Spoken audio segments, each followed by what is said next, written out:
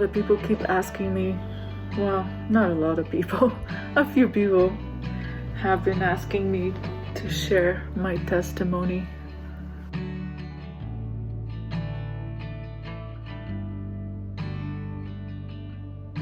And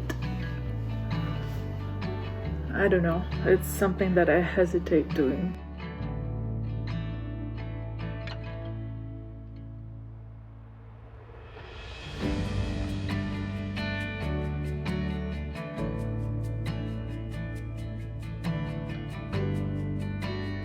Because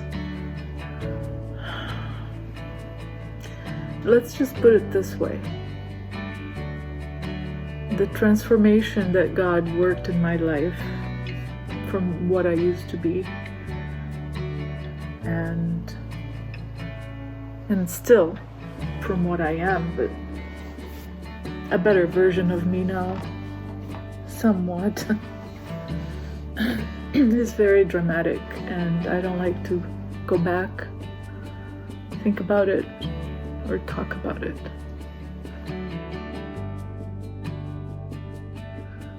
But what I can say is that God's grace is transforming,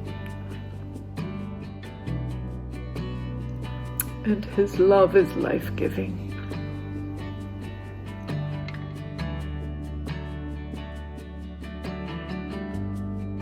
There was one time, I'll share that with you, in which I felt I had really reached the bottom, and God just directed a beam of love towards me for 10 seconds. It wasn't more than that. And it transformed me. So I know there's hope for the world. I know there's hope for everybody in this world. And I can't wait to see it happen.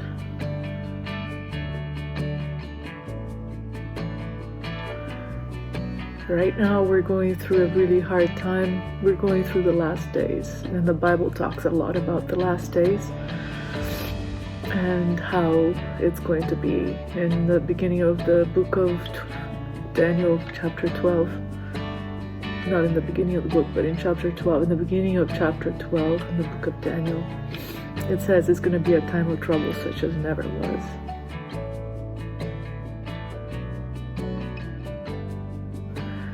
So we can be prepared for what's coming, but we just have to be careful that we don't get caught up, because this war is really a spiritual war. We may think it's rich against poor and or black against white and Democrats against Republicans. It's not about that. What's happening in the world has to do with Satan's tree of the knowledge of good and evil. It's this system that he implemented in the universe, which every other intelligent planet rejected, by the way.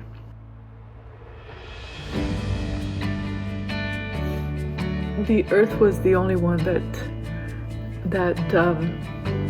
accepted it, that bought into it. And so this system of reward and punishment that he implemented as a order-keeping system, a system of keeping order and bringing harmony, that's what it was all about. I mean, when we think that the devil just became evil and that's it, that's a very simplistic view of what happened.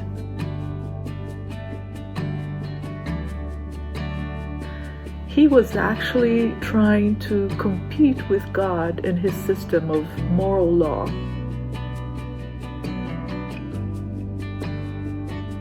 He thought his way was better. He thought there was a need to force people to behave and to be good. So he instituted a violent system.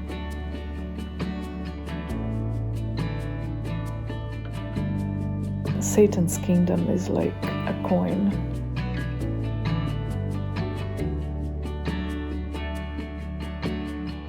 Because a coin is one thing, but it has two sides.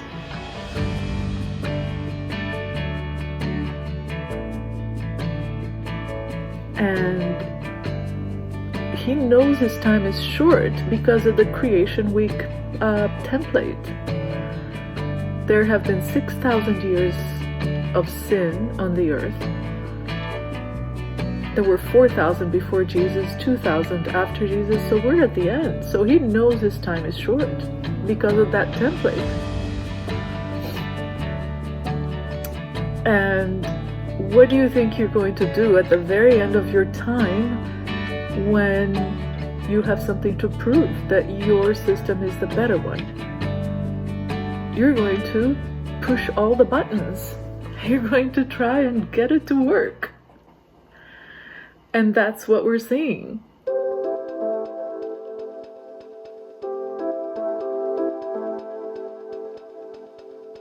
So what I see happening right now is the implementation of his last thrust of government, which will be a completely authoritarian, because that's who he is. And it will be based on reward and punishment, because that's what he's all about. And so that's what we have to look forward to. But we will never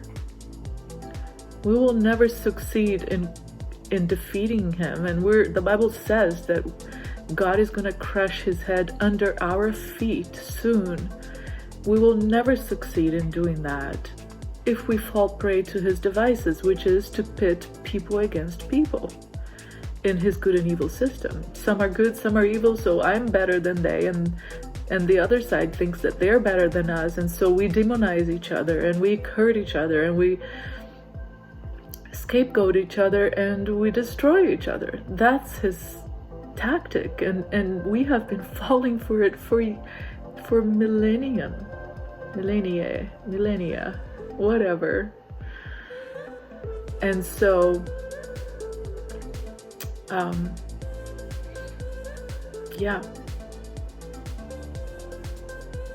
my testimony has to do with the fact that I grew up in his system like every other human being, and I suffered in it. I lost my sense of identity, my sense of worth. I lost relationships. I harmed people. I caused pain because I was following his ways.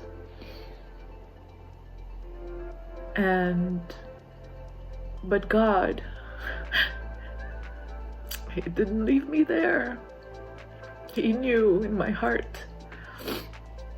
No, he didn't know my heart. I mean, yes, he knew my heart, but it had nothing to do with my heart. It had to do with his grace. In his grace, he didn't leave me there. So, that's my testimony, that I've experienced the evil of the tree of the knowledge of good and evil, both as a victim and as a perpetrator, using the reward and punishment system. And God brought me out of it and gave me a better life and a better hope. And I was blessed to find a man that understood this as well. And we have been trying to open the eyes of people to this to the meaning of the two trees? He predestined us to adoption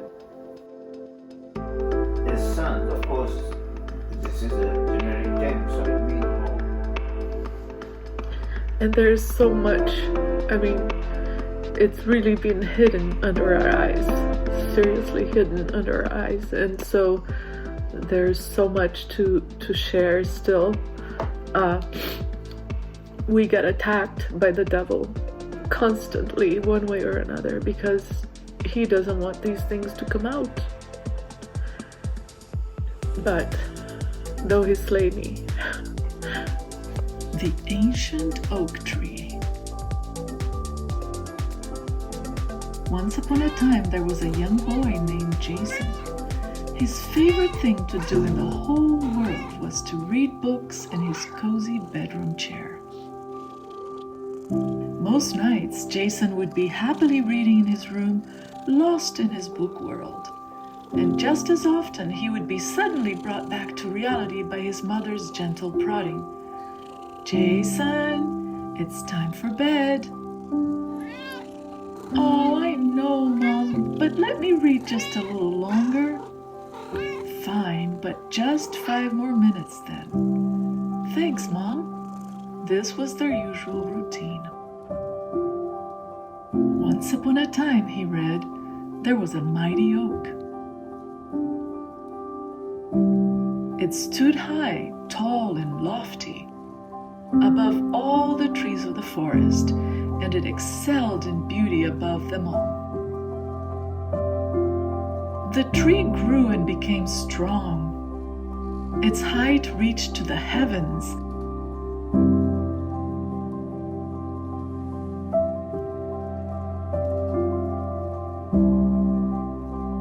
And it could be seen by everyone in all the world. Its leaves were fresh and green, and its branches were weighed down with fruit, enough for everyone to eat.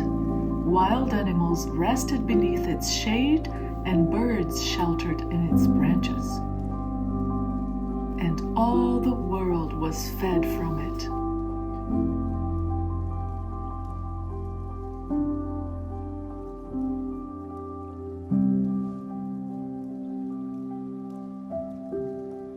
But one day a voice was heard coming from the sky saying, "Cut it down."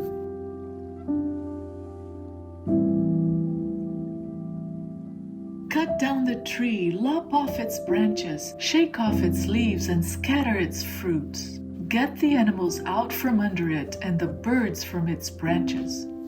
But leave its stump and roots in the ground, banded with a chain of iron and brass, surrounded by the tender grass. Let the dew of heaven drench him, and let him eat grass with the wild animals."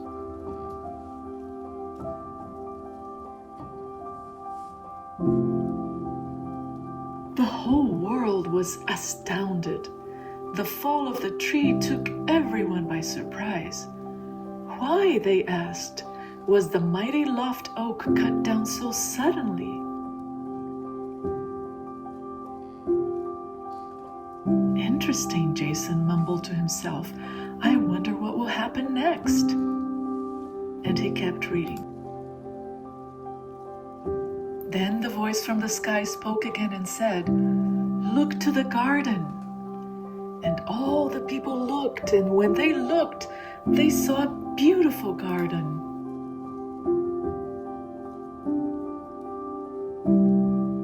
The garden was filled with delightful creatures of all kinds. Every one of them looked vibrant with life and absolutely perfect. And the flowers, they never faded, and the leaves never fell from the trees. And the people, they were so tall and beautiful, but more than anything, they seemed to be truly happy. There was not one tear in that garden.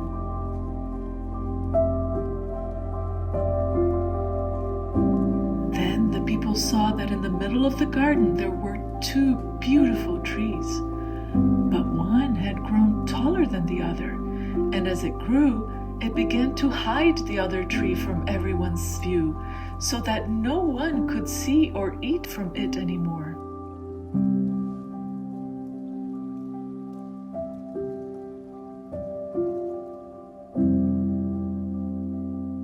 Then the people began asking themselves, why are the people in the garden so different from us? Why don't they get sad, or fight, or hurt, or kill each other?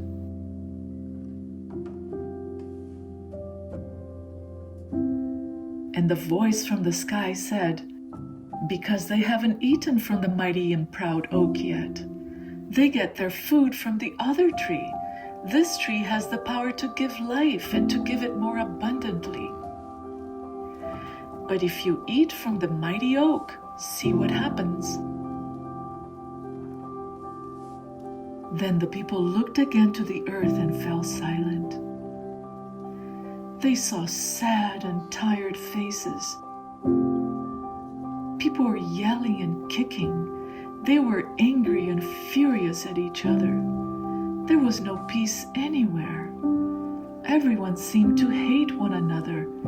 Instead of flowers, they saw weapons. Instead of love, hate.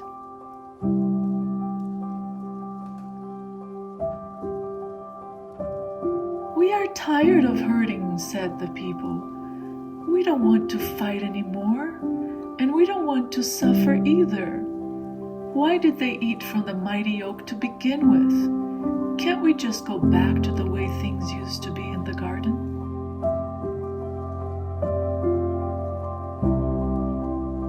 Yes, said the voice from the sky, but you must start eating from the other tree and stop eating from the mighty oak. That is the only way for peace and love to return to the earth.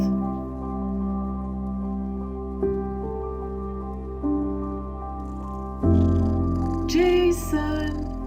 Oh, Mom, it's just getting really good. Finish it tomorrow then. Okay, he said grudgingly and put the book down.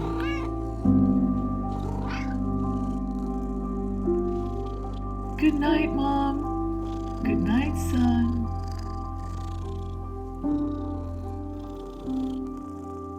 We believe in a God who's absolutely pure love, in whom there is absolutely no darkness. God has never used one infinitesimal amount of violence. Never.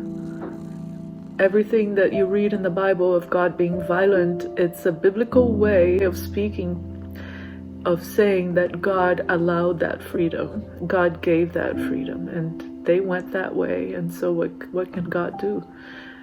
The wrath of God is absolutely God just letting go. If we are bent on going into the destruction way, what can he do? Being a God of love. You cannot have love and have force. It's impossible. It's an oxymoron. It doesn't exist. Love equals no violence. Otherwise, it's not love. We are going to see difficult things in the near future, but the message I want to leave with you is that beyond that, there's something incredible coming for all of us, I believe. That God's love never fails. Agape love, like it says in 1 Corinthians 13, love never fails. Have we experienced love yet? I don't think so. I don't think so. No eye has seen or ear has heard. Oh, how I try to make you stay.